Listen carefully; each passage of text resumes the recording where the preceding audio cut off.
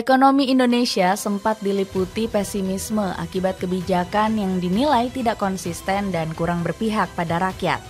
Hal ini terjadi karena beberapa kebijakan blunder yang diperlihatkan pemerintah Indonesia.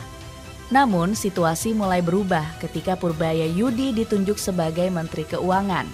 Langkah-langkah awal yang diambilnya, seperti penataan ulang fiskal dan keberanian melakukan terobosan, langsung memberi sinyal positif yang buat masyarakat percaya. Sebenarnya, apa yang membuat rakyat Indonesia mulai optimis terhadap kondisi ekonomi nasional sejak Purbaya Yudi menjadi Menku? Faktor-faktor apa saja yang menjadi alasan publik melihat adanya perubahan signifikan dibandingkan periode sebelumnya? Kali ini kita akan membahas lebih dalam mengenai alasan optimisme rakyat Indonesia dengan ekonomi nasional sejak Purbaya Yudi naik. Memuncaknya amarah rakyat pada Sri Mulyani. Indonesia sempat garang saat Sri Mulyani menjabat sebagai Menteri Keuangan. Politikus asal Bandar Lampung ini kerap kali membuat gebrakan besar. Namun, keputusan-keputusan tepat Sri Mulyani justru hilang saat dirinya menjadi Menteri Keuangan era Prabowo. Dirinya malah menjadi sosok yang dianggap mencekik perekonomian Indonesia. Kebijakan pertama yang menimbulkan kontroversi adalah gagasan menyetarakan zakat dengan pajak. Sri Mulyani pernah menyampaikan wacana bahwa zakat bisa dijadikan pengurang pajak. Namun yang terjadi justru dianggap merugikan masyarakat karena tidak semua kalangan dapat merasakan manfaat dari kebijakan tersebut. Tak sampai di situ, polemik kembali mencuat ketika hadir wacana peningkatan tunjangan DPR. Publik menilai Sri Mulyani seolah lebih memihak para pejabat daripada masyarakat. Sebab DPR menyetujui tunjangan tambahan dengan angka yang fantastis, sementara rakyat terus tertekan oleh tingginya laju inflasi. Selain itu, sorotan tajam juga muncul terkait keterbukaan belanja negara. Sejumlah ekonom menilai laporan APBN di era Sri Mulyani kurang transparan dan masih menyisakan banyak sektor rawan yang sulit diaudit secara jelas. Persoalan mengenai gaji guru dan dosen turut memperparah citra Sri Mulyani. Ribuan tenaga pendidik di berbagai wilayah mengeluhkan honor yang minim, serta kerap mengalami keterlambatan dalam pembayarannya. Walau begitu, Sri Mulyani tetap berkilah bahwa setiap kebijakan sudah melalui kajian yang matang.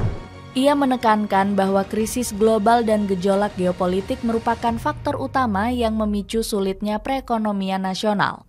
Namun masyarakat menilai alasan tersebut tak lebih dari sekadar tameng untuk menutupi kelemahan kebijakan dalam negeri. Angin segar ekonomi Indonesia di bawah Purbaya Yudi. Derasnya kritik publik pada akhirnya membuat posisi Sri Mulyani sebagai Menteri Keuangan semakin rapuh. Ia dinilai gagal menjaga stabilitas ekonomi melalui berbagai kebijakan kontroversial yang justru menambah beban bagi rakyat. Pada akhirnya tekanan politik dan desakan publik mendorong Presiden melakukan reshuffle besar-besaran, hingga kursi strategis Menteri Keuangan resmi berpindah ke tangan Purbaya Yudi Sadewa. Hanya 4 hari setelah resmi dilantik pada awal September 2025, ia segera mengumumkan langkah berani, berupa injeksi dana besar-besaran ke sektor perbankan nasional. Nominal yang diumumkan sontak mengejutkan banyak pihak, yaitu sebesar 200 triliun rupiah yang digelontorkan ke 6 bank besar, khususnya yang tergabung dalam Himbara. Di antaranya adalah Bank Mandiri, BRI, BNI, hingga BTN. Kebijakan ini ia keluarkan lantaran merasa geram melihat besarnya dana yang hanya menumpuk di Bank Indonesia sebagai bank sentral. Banyak keluar tagline Indonesia gelap, kita semua menunjuk ini gara-gara global. Padahal ada kebijakan dalam negeri yang salah juga. Kita rajin narik pajak, tak apa-apa. Masuk ke bank sentral. Kalau dibelanjakan lagi tidak apa-apa. Tapi ini kan tidak dibelanjakan, ditaruh di bank sentral santai-santai. Sontak gebrakan ini langsung bikin panik para direktur utama bank-bank di Indonesia. Mereka pusing mencari cara untuk memutarkan dana tersebut. Bahkan beberapa dirut dilaporkan sudah menyampaikan keluh kesahnya kepada Pak Menteri. Mereka mengaku cuma bisa menyerap 7 triliun rupiah dari total uang yang disebarkan. Namun Purbaya mengaku sama sekali nggak peduli soal keluhan tersebut. Politisi asal Jawa Barat ini menyebut sudah sepatutnya para direktur bank ikut andil memutar roda ekonomi tanah air. Selain gelontorkan dana ke Bank Himbara, Purbaya Yudi juga melakukan sejumlah gebrakan lainnya. Salah satunya terlihat dari dirinya yang menolak keras untuk menaikkan pajak. Bahkan Purbaya secara lantang menolak untuk kebijakan yang diusulkan tersebut. Pasalnya, menaikkan pajak hanya akan memperkecil belanja yang beredar di masyarakat. Belum lagi uang yang berputar di sekitar UMKM akan jauh lebih sedikit dari yang diinginkan. Alhasil, Purbaya menilai usulan mengenai kenaikan pajak ini harus dikaji ulang secara detail. Selain itu, dirinya juga menentang usulan untuk melakukan teks amnesti atau pengampunan pajak. Peraturan ini ditakutkan dapat memberikan pengaruh buruk bagi masyarakat. Salah satu contohnya bisa terlihat dari masyarakat yang justru nantinya terbiasa untuk melanggar pajak.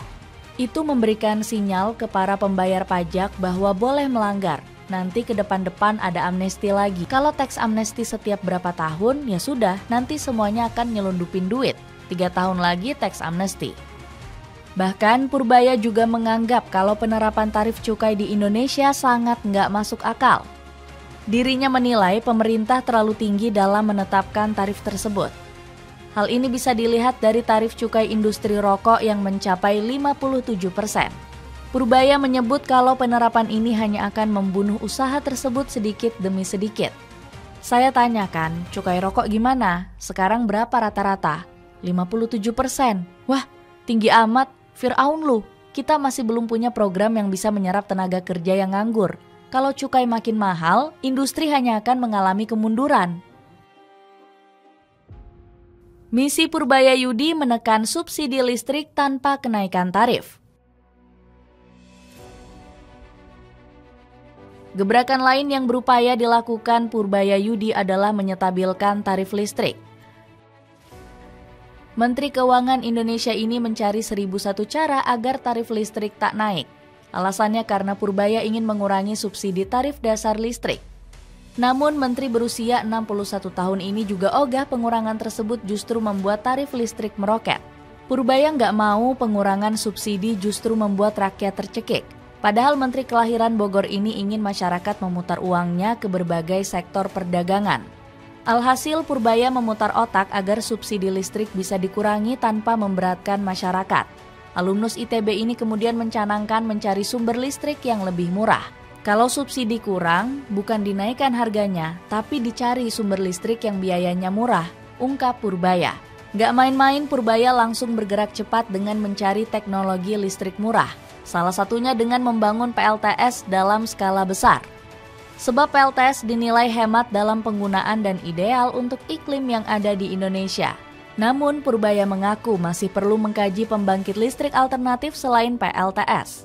Menteri 61 tahun ini menyebut PLTS masih cukup mahal secara biaya produksi. Akibatnya Purbaya menyebut akan mengkaji teknologi selain PLTS untuk menghemat biaya listrik.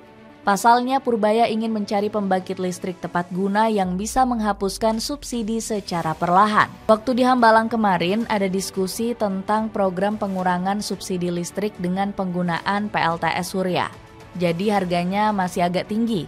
Sekarang sedang dicari teknologi baru supaya harga produksinya mendekati harga murah sekarang, sehingga subsidi bisa mengecil atau hilang.